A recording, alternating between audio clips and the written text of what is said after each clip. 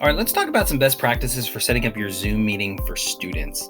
Now, you have different functionality in the app and the web version of Zoom. So when you start, just always go to zoom.us. Ultimately, it'll open up the app, but set your settings in zoom.us. Okay. Once you get here, you can go to sign in. And you're going to want to come down to the sign in with Google. Now, you may want to bookmark this. You can just drag this onto your bookmark bar and drop it in. But let's go ahead and we're going to sign in with our Google account. And now we're in here. So let's talk about setting up those meetings and scheduling your meetings. So this is what I have upcoming. You'll see all of my meetings are just scheduled as reoccurring. What I would recommend doing is I would recommend scheduling a meeting. Padway Flex. You can put in the description if you'd like. And I would schedule a meeting for each of your sections. But instead of putting in a date and time, you're going to add these as reoccurring meetings. Now, the reoccurrence, instead of daily, just go to no fixed time. This will allow you the flexibility to assign this meeting. It'll just be a room for students, and you can use whatever form of communication you like, whether it's the calendar, whether it's posted in Classroom, as to the frequency of your meetings.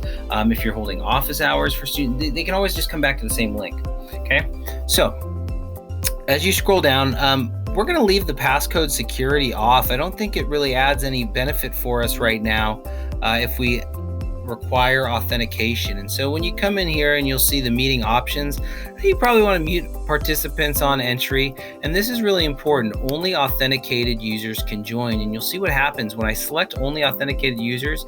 It'll say PUSD authentication. Okay. Unfortunately, we're having some breakout room trouble still, but yeah. Now, down here at Alternatives Host, this is where you can give someone else the power to start your meeting before you join. So if you have a co-teacher, you might want to put the co-teacher down as an alternative host. So you'll see now I've saved my meeting, and this meeting link is great because it's always going to be this same meeting link for students, right? It's this Pleasanton USD. So now I can take this, I can copy this invitation, and I can go ahead and I can post this in Google Classroom if I want. I can post this on my website. If we're using Google Calendar for students, we can invite them to this event, and we can set that on their calendar too. Now, one of the nice things about setting up your meeting like this is if you have any incidents in class or you need a report for attendance for whatever reason, you can always go down to this reports tab and you can click on your usage. And if you click on your usage, you'll see all of your meetings. You can move the dates around. And so you'll see I was just in a meeting with Demo 1. There were only 3 participants. So let's see what happened.